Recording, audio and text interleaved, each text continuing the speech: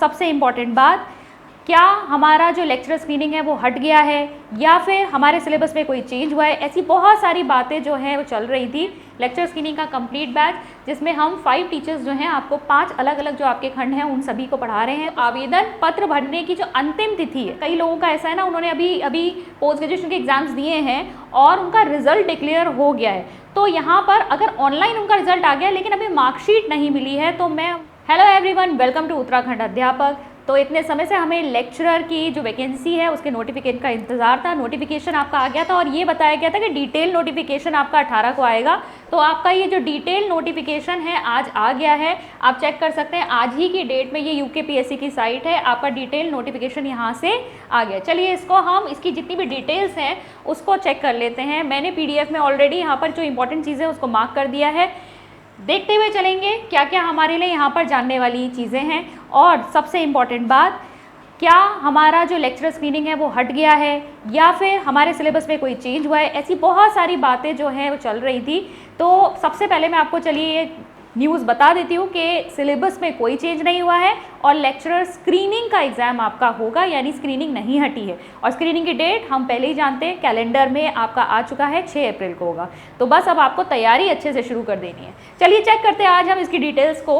तो विज्ञापन प्रकाशन की तिथि 18 अक्टूबर और इसके अलावा आपका जो आवेदन पत्र भरने की जो अंतिम तिथि है, ठीक है, वो इन्होंने बता दी है 7 नवंबर। ठीक है, 7 नवंबर तक अंतिम तिथि है, यानी कि अब आपके जो है आप ऑनलाइन अप्लाई करना शुरू कर सकते हैं और 7 नवंबर से पहले आप भर लीजिए। इसके बाद आप जो परीक्षा शुल्क जमा कर सकते हैं वो भी आपका 7 नवंबर तक ही कर सकते हैं। फिर आपका जो है ये संशोधन करेक्शन के लिए खुलेगा। मैं अभी डिटेल्स में और भी बताऊंगी आपको क्या क्या चीज़ें आप करेक्ट कर सकते हैं, वो भी इन्होंने मेंशन किया है। तो यहाँ पर जो ऑनलाइन करेक्शन के लिए विंडो खुलेगी वो खुलेगी आपकी 19 नवंबर से लेकर 28 नवंबर तक। चलिए आगे बढ़ते हैं, नेक्स्ट देखेंगे कि यहाँ पर हमारे लिए क्या इंपॉर्टेंट जानने वाली बातें हैं। तो सबसे पहले देखिए, यहाँ पर आपको ये विज्ञापन में वर्णित जितनी भी आपकी शैक्षिक अर्हताएँ हैं वो सब आपको चेक कर लेनी है। फिर एक क्वेश्चन आप लोगों का आता है, देखिए अर्हताएँ तो अभी हम देखेंगे, वैसे नॉर्मली आपका यही रहता है पोस्ट ग्रेजुएशन और आपका BEd रहता है। बहुत सारे लोगों के मन में ये सवाल होता है कि जो पोस्ट ग्रेजुएशन का, कई लोगों का ऐसा है ना, उन्होंने अभी पोस्ट ग्रेजुएशन के एग्जाम्स दिए हैं और उनका रिजल्ट डिक्लेयर हो गया है। तो यहाँ पर अगर ऑनलाइन उनका रिजल्ट आ गया लेकिन अभी मार्कशीट नहीं मिली है, तो मैं उनको बताना चाहूँगी कि आपको फॉर्म में जो डेट भरनी है ना, वो आपको मार्कशीट इशूइंग डेट भरनी है। तो सिर्फ ऑनलाइन आपका रिजल्ट आ गया उससे काम नहीं चलेगा, आपकी जो मार्कशीट इशू हुई है वो वाली डेट आपको यहाँ पर लिखनी है। ये इन्होंने साफ साफ यहाँ पर लिख दिया है। ठीक है, अनिवार्य शैक्षिक अर्हता धारित करने की तिथि का निर्धारण केवल अंक पत्र निर्गत यानी मार्कशीट इशूइंग डेट से होगा। तो जब इन्होंने रिजल्ट डिक्लेरेशन डेट वाला जो कॉलम दिया है उसमें इन्होंने कहा है कि आप मार्कशीट पर जो आपकी इशू डेट है आप उसको वहाँ पर फिल करेंगे। ठीक है, तो ये एक इम्पॉर्टेंट बात है। फिर आगे बढ़ेंगे और नेक्स्ट चीज़ देखेंगे कि ऑनलाइन आवेदन स्वीकार करे जाने की निर्धारित अंतिम तिथि और समय के पूर्व तक आवेदन पत्र में त्रुटि होने पर आप अपना जो आपने फॉर्म फिल किया है उसको आप कैंसिल करके दोबारा फॉर्म फिल कर सकते हैं, लेकिन इस केस में फ़ीस भी आपको दोबारा भरनी पड़ेगी। ठीक है, कहने का मतलब ये है कि 7 नवंबर लास्ट डेट है। ठीक है, अगर 7 नवंबर से पहले आपको पता चल गया है कि आपसे फॉर्म में कुछ गलती हो गई है तो आप अपना फॉर्म कैंसिल कर दीजिए, जो आपने अप्लाई किया है वो एप्लीकेशन फॉर्म कैंसिल करके दोबारा फॉर्म फिल कर सकते हैं, लेकिन आपको दोबारा यहाँ फीस पे करनी पड़ेगी। ठीक है, ये क्वेश्चंस के आंसर मैं आपको इसलिए दे रही हूँ क्योंकि क्या बात है कि मेरे पास हमेशा ही आप लोगों के पर्सनली मैसेज आते हैं, आप लोगों को कहीं पे कन्फ्यूजन आ रही होती है। सिर्फ मेरे पास ही नहीं, मेरी टीम के पास भी ऐसे क्वेश्चंस आते हैं, इसीलिए मैं ये आपको बताती हुई चल रही हूँ। फिर देखिए, इन्होंने ये कहा है कि ऑनलाइन आवेदन जो है आपका, उसमें आप कौन कौन सी चीज़ें ठीक कर सकते हैं। मतलब जब आप संशोधन करेंगे, आपकी करेक्शन विंडो खुलेगी, वहाँ पर भी किन चीज़ों में करेक्शन हो सकता है। नाम, जन्म तिथि, श्रेणी, उपश्रेणी, लिंग आदि में संशोधन हेतु अंतिम तिथि के उपरांत मात्र एक बार जो है अवसर प्रदान किया जाएगा। ठीक है, इनमें सिर्फ एक बार आपको, जब वो आपकी करेक्शन विंडो खुलेगी तब आपको करेक्ट करने का मौका दिया जाएगा। आगे बढ़ेंगे, देखेंगे इसमें और कौन सी इंपॉर्टेंट चीज़ है हमारे लिए। तो देखिए यहाँ पर है अब आपका कि यहाँ पर आपको कोई भी ऑफलाइन में डॉक्यूमेंट्स आपको कमीशन के ऑफिस में सबमिट नहीं करने हैं, सिर्फ ऑनलाइन ही फॉर्म फिल करना है। हालांकि आप अपने एप्लीकेशन फॉर्म का प्रिंट आउट वगैरह निकाल के रख लीजिएगा ताकि फ्यूचर में अगर आपको ज़रूरत पड़े तो आप उसे काम ले सकें। ठीक है, और पाठ्यक्रम जो है आपका किसके अनुसार, यहाँ पर आपकी परीक्षा कैसे होने वाली है, ये जो हमारे मन में सवाल था, स्क्रीनिंग परीक्षा होगी आपकी। और फिर इसके बाद जो लोग स्क्रीनिंग क्वालिफाई कर लेंगे उनका विषयवार लिखित परीक्षा होगी। वस्तु इस प्रकार की है, यानी एमसीक्यू बेस ही होगी, लेकिन सब्जेक्ट का पेपर होगा फिर आपका, ठीक है। जो स्क्रीनिंग क्वालिफाई करेंगे, स्क्रीनिंग में मेरिट बनेगी, उसके बाद वो विषयवार लिखित परीक्षा देंगे। आगे बढ़ेंगे। नेक्स्ट एक और इम्पॉर्टेंट जो आपका पॉइंट है वो ये कि आर्थिक रूप से जो कमज़ोर वर्ग, यानी आपके जो इकोनॉमिकली वीकर सेक्शन के जो विद्यार्थी हैं, वो आपके जो है वो EWS उनका जो प्रमाण पत्र है वो आवेदन की अंतिम तिथि तक उनका मान्य होना चाहिए, ठीक है। फिर एक क्वेश्चन आपका आता है, क्या आप अलग अलग विषयों के लिए भी फॉर्म फिल कर सकते हैं? तो हाँ, आपको एक ही फॉर्म फिल करना होगा। उस फॉर्म में अगर आपके एक से ज़्यादा सब्जेक्ट के लिए आप अप्लाई कर रहे हैं तो आप टिक कर सकते हैं, और आपको जो फीस है वो अलग अलग पे करनी पड़ेगी। जैसे कि इन्होंने यहाँ पे पूरा एक एग्जाम्पल देके समझाया हुआ भी है। देखिए, 2 शाखाओं में आपका आता है, ये जो आपकी सीट का डिवीज़न है, एक तो आपका सामान्य शाखा जिसमें आपके जो मेल कैंडिडेट्स होते हैं और फीमेल कैंडिडेट्स होते हैं, दोनों ही भरते हैं। एक दूसरा आपका महिला शाखा में आता है, फीमेल ब्रांच, जिसमें सिर्फ महिला कैंडिडेट्स ही जो है फॉर्म फिल करती हैं। तो अगर आप सामान्य शाखा, महिला शाखा दोनों से भर रहे हैं और दोनों से ही आप एक से अधिक विषयों में भर रहे हैं, तो आपको सभी की फीस जो है वो आपको पे करनी पड़ेगी। जैसे यहाँ पर इन्होंने कहा है कि अगर महिला शाखा और सामान्य शाखा में 2-2 सब्जेक्ट इन्होंने लिए हैं, सामान्य शाखा में भी प्रवक्ता हिंदी और प्रवक्ता अंग्रेजी लिया, महिला शाखा में भी प्रवक्ता हिंदी और प्रवक्ता अंग्रेजी लिया है, तो सभी के जैसे 150 रुपये अगर शुल्क है तो सभी के देखिए यहाँ पर भी इसे 150, 300 जा रहा है, महिला शाखा से भी 300, टोटल 600 रुपये प्रोसेसिंग फीस जो है इन्हें पे करनी होगी। इसके बाद 613 पद है, ये हम जानते ही हैं, ठीक है। रिक्तियों का विवरण यहाँ पे दिया हुआ है, जिसमें से सामान्य शाखा में 550 पद हैं और आपकी महिला शाखा में 63 पद हैं, और उनका फिर इन्होंने पूरा विभाजन किस तरीके से है वो यहाँ पर इन्होंने इसको दे रखा है। तो ये आप चेक कर सकते हैं, आपके सब्जेक्ट वाइज जो है कितनी पोस्टें आई हैं आप चेक कर सकते हैं। यहाँ पर देखेंगे आप, हिंदी में आपकी जो ये अनारक्षित है, ठीक है, यहाँ टोटल जो आपकी 38 पोस्ट हैं। इसके बाद आपकी अगर हम अंग्रेजी की बात करें 22 पोस्ट है, ये जनरल की बता रही हूँ, बाकी आपकी कैटेगरी वाइज भी आई हुई हैं, आप चेक कर सकते हैं, ठीक है। फिर आपका जैसे कि संस्कृत है, उसमें 26 पोस्ट हैं, इस तरीके से आप चेक कर सकते हैं। ये सामान्य शाखा के लिए है, और ऐसे ही आपका महिला शाखा के लिए भी दिया हुआ है, ठीक है, ये आप चेक कर सकते हैं। शिक्षा शास्त्र में कोई पोस्टें नहीं आई हैं, ठीक है। ये आपका टोटल 550 पोस्ट हो गई। और जब हम यहाँ, ये आपका नेक्स्ट जो है, इन्होंने क्षैतिज आरक्षण दिया हुआ है, ठीक है, इन आरक्षित वर्गों में भी जो आपका डिवीज़न है। फिर इसके बाद आपका ये आ जाएगा सामान्य शाखा में, अगेन ये जो पोस्ट वगैरह है इसके बारे में डिटेल पूरी दी हुई है। फिर आपका आता है महिला शाखा, महिला शाखा में भी आपका सब्जेक्ट वाइज कितनी पोस्ट हैं आप चेक कर सकते हैं, हालांकि पोस्टें कम है लेकिन फिर भी आप यहाँ पे इसको पूरा चेक कर लीजिएगा। फिर आएंगे हम, इसमें भी आपका डिवीज़न पूरा दिया हुआ है, ये इस तरीके से आप देख सकते हैं, डिवीज़न है पूरा, इसको मैं नहीं समझा रही हूँ, ठीक है। नेक्स्ट देखेंगे आपका प्रवक्ता संवर्ग में आपका विभाग कौन सा, माध्यमिक शिक्षा विभाग रहेगा। पोस्ट आपका वेतनमान बताया गया है, पद का प्रारूप क्या रहने वाला है, न्यूनतम आयु सीमा आपकी 21 वर्ष है और अधिकतम आयु सीमा 42 वर्ष है। और जो डेट, जो आपको जिस डेट पे से आपको एज कैलकुलेट करनी है वो आपको क्या दी है उसको देख लीजिए एक बार। तो एज कैलकुलेशन के लिए आप डेट देख सकते हैं, तो यहाँ इन्होंने जो डेट दी है वो है 1 जुलाई 2024, ठीक है, 1 जुलाई 2024 इन्होंने डेट दी है जिससे आप अपनी एज कैलकुलेट करेंगे। यानी कि 1 जुलाई 2024 को आपकी जो एज है वो 21 से कम नहीं होनी चाहिए और 42 से ज़्यादा नहीं होनी चाहिए। इसके बाद जो आपकी अदर जो कैटेगरीज़ हैं उसमें आप चेक कर सकते हैं कितना आपको एज में रिलैक्सेशन मिला हुआ है। फिर हम देखेंगे अगर आपकी जो सब्जेक्ट वाइज आपकी एलिजिबिलिटी है उसको आप चेक कर सकते हैं। सब्जेक्ट वाइज आपकी एलिजिबिलिटी देखिए, यहाँ पर प्रवक्ता समाजशास्त्र, भूगोल, अर्थशास्त्र, इतिहास, भौतिक शास्त्र, रसायन शास्त्र, गणित आपके अंग्रेजी के लिए यहाँ पर दी हुई है कि एक तो आपका क्या होना चाहिए, आपके सब्जेक्ट में पोस्ट ग्रेजुएशन होना चाहिए, स्नातकोत्तर होना चाहिए, इसके अलावा आपका बीएड होना चाहिए, ठीक है, किसी महाविद्यालय से या तो एलटी डिप्लोमा हो या फिर आपके पास बीएड हो।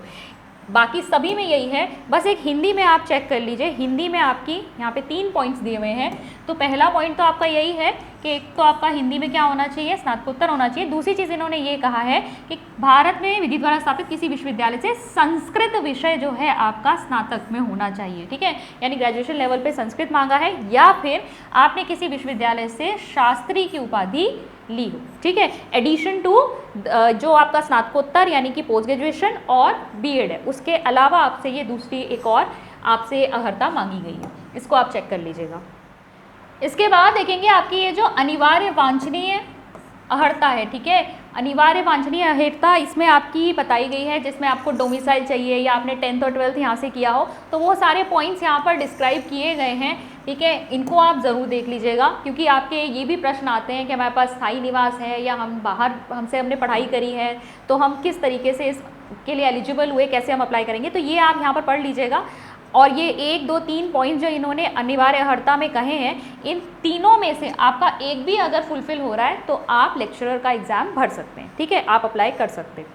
फिर इसके बाद आपका ये आरक्षण से संबंधित चीज़ें हैं, ये आप चेक कर सकते हैं। इसके बाद आपका फॉर्म में ये भी बताया गया है कैसे आपको अप्लाई करना है, ठीक है, पूरा ये आप देख लीजिएगा फॉर्म फिल करने से पहले। फिर आते हैं फीस स्ट्रक्चर पर, तो आपका जनरल कैंडिडेट के लिए यहाँ पर आपका एक एप्लीकेशन फ़ीस है प्लस एक थोड़ा सा प्रोसेसिंग फ़ीस जो आपका इंटरनेट हैंडलिंग चार्जेस और टैक्सेस वगैरह लगा के होती है, तो टोटल फ़ीस आपको क्या पड़ रही है 172.30, ठीक है। तो ये आपका जनरल के लिए है। फिर आपका उत्तराखंड अन्य पिछड़ा वर्ग के लिए भी उतनी है। उत्तराखंड अनुसूचित जाति और अनुसूचित जनजाति के लिए आपकी 82.30 है, और उत्तराखंड आर्थिक रूप से कमज़ोर वर्ग के लिए भी आपकी सेम ही रहने वाली 172.30। इसके बाद 2 अदर कैटेगरी, शारीरिक दिव्यांग अगर हैं तो वहाँ पर 22 रुपये 30 पैसे है, और अगर उत्तराखंड राज्य में संचालित किसी राजकीय गृहों में अगर निवासरत कुछ अनाथ बच्चे हैं तो उनके लिए कोई शुल्क यहाँ पर नहीं है। फिर आप देखेंगे इन्होंने बताया है कि वस्तुनिष्ठ प्रकार की आपकी जो परीक्षा होगी, यानी आपके MCQ बेस्ड होगी, और जिसमें नेगेटिव मार्किंग आपकी है, और ये हम जानते ही हैं 0.25 आपका नेगेटिव होता है। अब आते हैं आपके सबसे इम्पॉर्टेंट सेक्शन पर, तो जो आपकी स्क्रीनिंग की परीक्षा है ये आप देख चुके हैं। इसी तरीके का सिलेबस और जो आपका पेपर पैटर्न है इसके बारे में पहले से ही हम लोग तैयारियां कर ही रहे हैं। तो देखिए आपका शिक्षण अभिरुचि एवं सामान्य अध्ययन विषय रहेगा, प्रश्नों की संख्या 150 रहेगी, 1-1 अंक के सभी प्रश्न होंगे, यानी कि टोटल आपके मैक्सिमम मार्क्स कितने हो गए 150 हो गए, और 2 घंटे का आपका ये पेपर होगा, ठीक है। और स्क्रीनिंग परीक्षा में नेगेटिव मार्किंग भी होगी आपकी, जैसे कि हमने बात की, और सिलेबस भी आपका सेम रहने वाला है, ठीक है। द्वितीय चरण की अगर हम बात करें तो अगर आप स्क्रीनिंग क्वालिफाई करते हैं तो द्वितीय चरण में आपका 200 आपके क्वेश्चंस का एक और पेपर होगा जो कि आपके विषय से आधारित होगा, ठीक है। आपका पोस्ट ग्रेजुएशन जिसमें जिस सब्जेक्ट से आपने जो है अप्लाई किया है उस पर बेस्ड आपके क्वेश्चंस होंगे। अधिकतम अंक यहाँ 200 हो गए, और पेपर जो है आपका 3 घंटे का होगा। और यहाँ पर मेंशन किया हुआ इन्होंने नोटिफिकेशन में, जो आपकी स्क्रीनिंग की परीक्षा है वो अलग अलग आपके जो परीक्षा केंद्र हैं पूरे उत्तराखंड में वहाँ पर होगी, लेकिन स्क्रीनिंग क्वालिफाई करने के बाद जो आपकी विषयवार जो परीक्षा होती है वो हरिद्वार में ही होती है, ठीक है।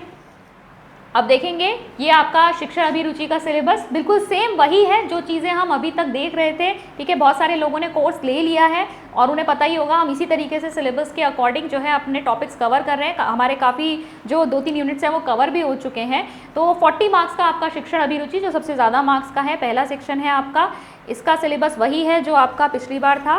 फिर अगर हम दूसरा देखें, आपका दूसरा सेक्शन है सामान्य अध्ययन 35 मार्क्स का, ठीक है। GS हो गई आपकी, जिसमें आपका हिस्ट्री, पॉलिटी, ज्योग्राफी, इकोनॉमिक्स वगैरह वाले सारे सब्जेक्ट होते हैं, करंट वगैरह भी, ठीक है। तीसरा आपका जो है उत्तराखंड राज्य संबंधी ज्ञान, यानी उत्तराखंड से रिलेटेड क्वेश्चन पूछे जाएंगे, इसमें एक लाइन जोड़ी गई है, इसको आप चेक कर लीजिए। ये आपके जो पुराना सिलेबस था उसमें नहीं थी, यहाँ पर ये खाली निर्देश एक जोड़ा गया है कि इस खंड के 10 उपखंडों में से प्रत्येक में से 2-2 प्रश्न निर्मित किए जाएंगे, यानी आपकी ये जो 10 पॉइंट्स में इसको डिवाइड किया गया है, हर आपके पॉइंट में से क्या है यहाँ पर 2 क्वेश्चंस मिनिमम पूछे जाएंगे। फिर नेक्स्ट आपका 4th है सामान्य बुद्धि परीक्षण, ठीक है, इसमें भी सेम सिलेबस रहने वाला है। और फिर आता है आपका सामान्य हिंदी जो आपका लास्ट सेक्शन है, छोटा सा सेक्शन है, इसको भी आप कवर कर सकते हैं।